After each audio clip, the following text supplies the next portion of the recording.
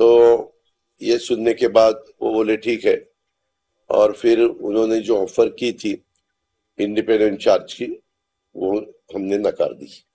ऐसा जो भी कल से बात हुई उसके बारे में ये सब हुआ है।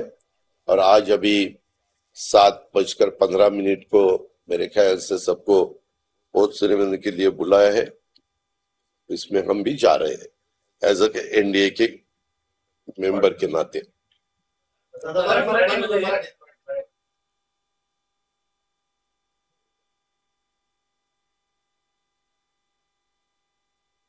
लोकसभेचा निकाल ज्यावेळेस लागला, लोकसभेचा निकाल लागल्यानंतर आपल्याला सगळ्यांना माहिती आहे की एनडीएची लगेचच मीटिंग बोलवलेली होती।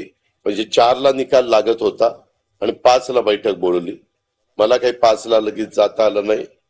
मी आमच्या पार्टीचे प्रफुल्ल भाई आणि सुनील तटकरे साहेबांना सांगितलं की आपण दोघं जण त्या मीटिंगला जावा, मी पुढच्या मीटिंगला मग आपण सगळेच जाऊ।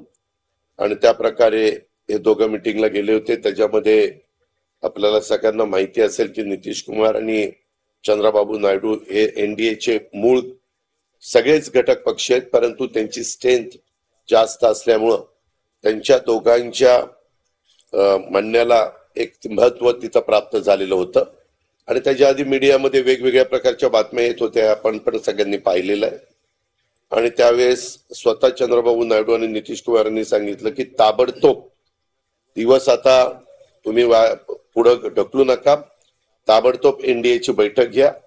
एनडीएच्या बैठकीमध्ये एनडीएचे प्रमुख या नात्याने एनडीए दल के नेता या नात्याने आपण पंतप्रधान नरेंद्र मोदी साहेबांची निवड करू आणि ती निवड करून त्याच्याकरता सगळ्याच एनडीएच्या प्रमुखांना बोलवा, सगळ्या लोकसभा नवनिर्वाचित सदस्यांना बोलवा, राज्यसभेच्या सदस्यांना बोलवा।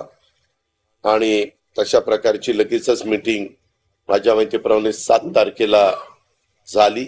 7 तारखेच्या बैठकीमध्ये आम्ही सगळेजण आलेलो होतो। तिथं 11 वाजता बैठक सुरू झाली, जवळपास 2 वाजेपर्यंत बैठक चाललेली होती।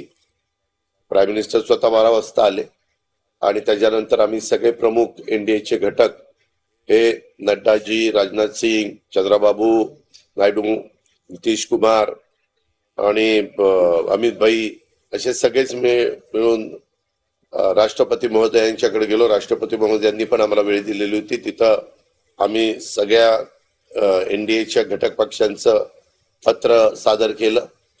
त्याच वेळेस सगळ्या राज्यसभा आणि लोकसभेच्या सन्माननीय सदस्यांनी एनडीएच्या सही करून पाठिंबा देखील तिसऱ्यांदा देशाचे पंतप्रधान नरेंद्र मोदी साहेबांना करण्याच्या करता दिला।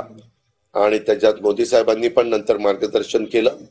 ती बैठक संपल्यानंतर मी आता सांगितलं तसं राष्ट्रपती महोदयांचा वेळ घेतल्यानंतर राष्ट्रपती महोदयांना मी विनंती केली की तुम्ही आता निमंत्रित करावं, फुल मेजॉरिटी आमच्याकडे आहे। आणि त्या पद्धतीने त्यांनी सांगितलं ठीक आहे, मी संध्याकाळी याबद्दल मोदी साहेबांना वेळ देते। आणि त्यांनी मोदी साहेबांना वेळ दिली। मोदी साहेबांनी भेटल्यानंतर आजचा शपथविधीचा दिवस ठरला आणि आज आम्ही सगळेजण त्या शपथविधीच्या करता आलोय। एनडीएचे घटक या नात्याने आमच्याशी त्याच मीटिंग मध्ये स्वतः पंतप्रधानांनी सांगितलेलं होतं की सगळ्या घटक पक्षांच्या प्रमुखांशी इतर त्यांच्या मान्यवरांशी चर्चा करत असताना आमच्या म्हणजे राजनाथ सिंगजी, अमित भाई आणि नड्डाजी हे तिघ जण चर्चा करतील तशा पद्धतीने नड्डांच्या घरी वेळ दिला गेलेला होता आणि त्यांनी प्रत्येकाला वेळ देऊन सगळ्यांशी चर्चा केली। त्यावेळेस राष्ट्रवादी काँग्रेस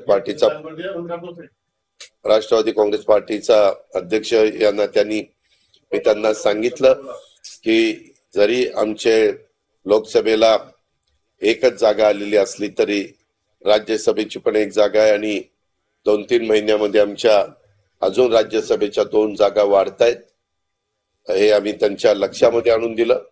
म्हणजे टोटल स्ट्रेंथ आमची राष्ट्रवादी काँग्रेस पक्षाची 4 होतीये, तर त्यामध्ये आम्हाला एक जागा मंत्रिमंडळामध्ये मिळाली पाहिजे ही आमची रिक्वेस्ट आहे। आणि तशा पद्धतीने अनेकांनी भेटून त्यांचं काय सांगितलं असेल।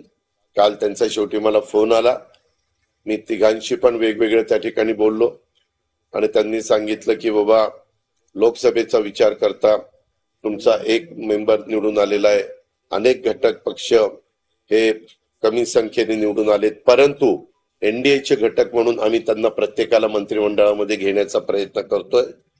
त्याच्यामध्ये काहींना तर आलेले पण नाहीयेत कुणी त्यांचं सदस्य, परंतु ते राज्यसभेचे मेंबर आहेत आणि सोशल इंजिनिअरिंग म्हणून त्यांनाही कॅबिनेटमध्ये घेण्याचं आम्ही ठरवलेलं आहे. पण